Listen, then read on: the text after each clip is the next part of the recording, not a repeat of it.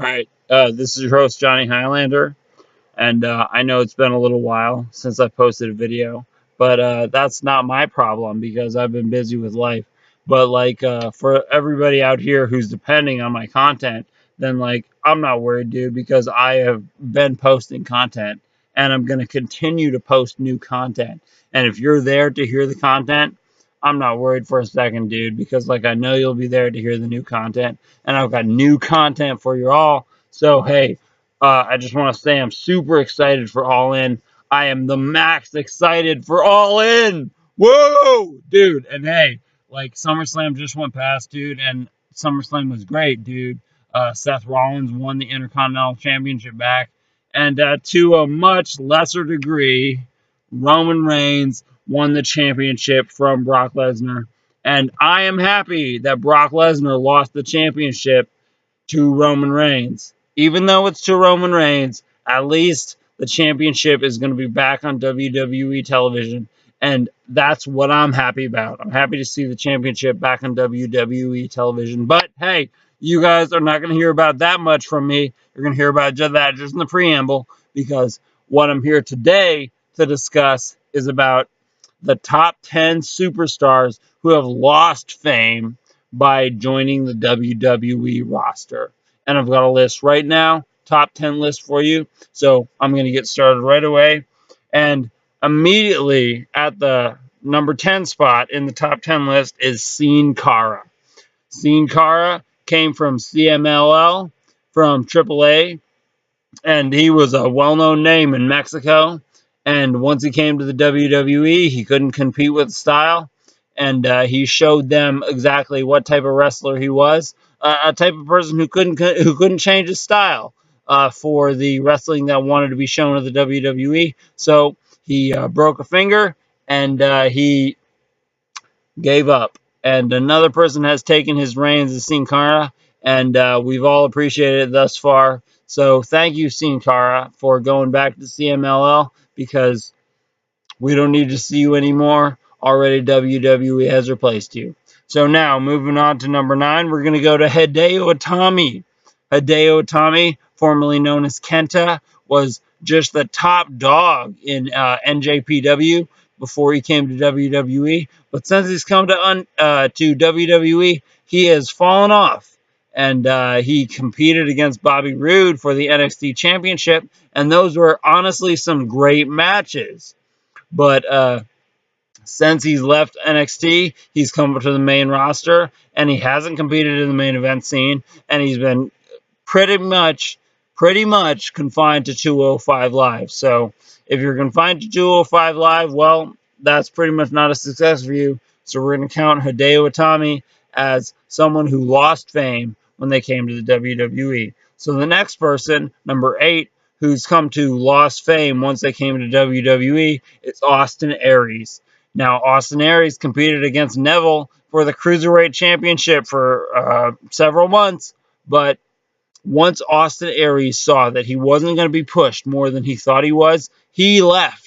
And props to him for leaving, man, because Cody Rhodes has shown that leaving WWE, you can achieve much by yourself, and Cody Rhodes has done it.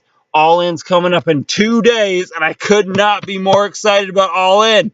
I am psyched about All In, and it's not just Cody Rhodes, it's the Young Bucks, it's Kenny Omega, it's the entire Bullet Club that's put on All In. And man, Bullet Club has succeeded where people thought they would fail, and I hope we can see that in many other wrestlers, that WWE is not the end-all and be-all, but they can be more than just that. So, the number 7 position is Bobby Roode. Now, Bobby Roode came to the WWE, and he has won the U.S. Championship. Props to Bobby Roode for winning the U.S. Championship. But at the same time, he hasn't been included in the main event scene. Only the Shield is included in the main event scene. And haven't we seen enough of the Shield? Not that I'm talking shit about the Shield. I love the Shield. Dean Ambrose is one of my favorite wrestlers. Seth Rollins is unbeatable when it comes to in-ring action.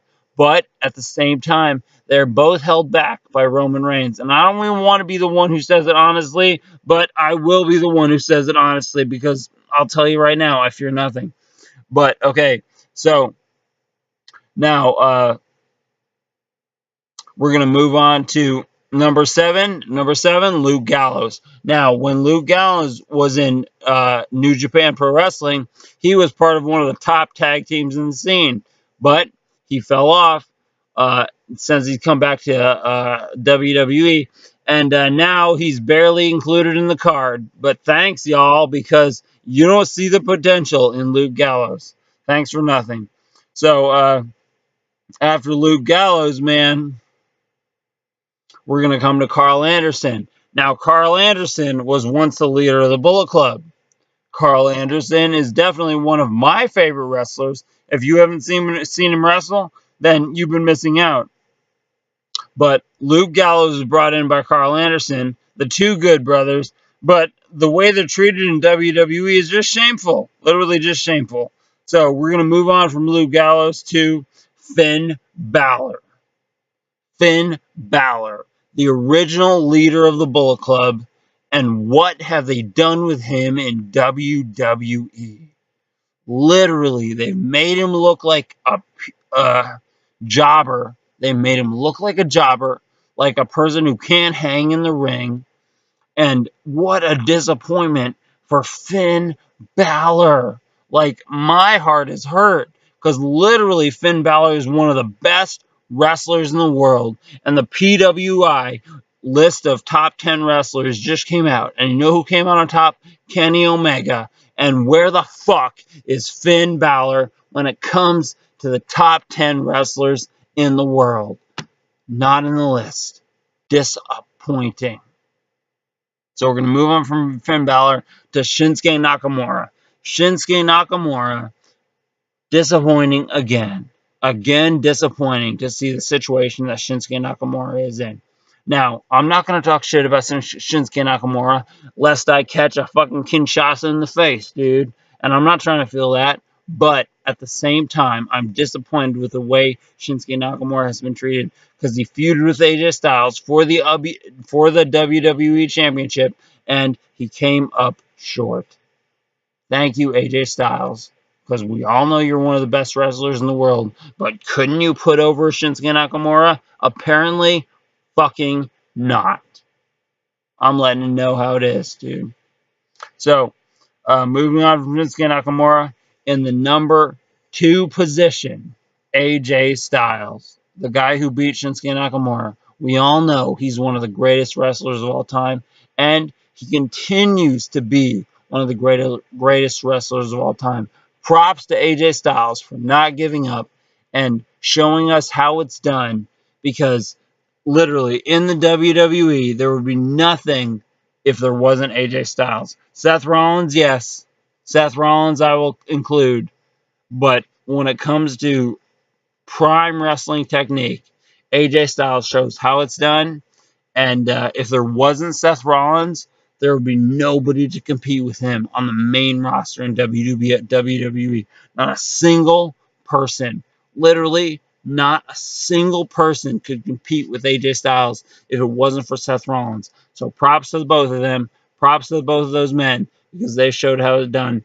And both of them have been included in the PWI list of top 10 wrestlers. So if you watch this list, and I know you will, you'll see that there is very few wrestlers who come up even better than AJ Styles and Seth Rollins. But if you want to include one more wrestler above AJ Styles and Shinsuke Nakamura and Seth Rollins, you'll see Matt Hardy.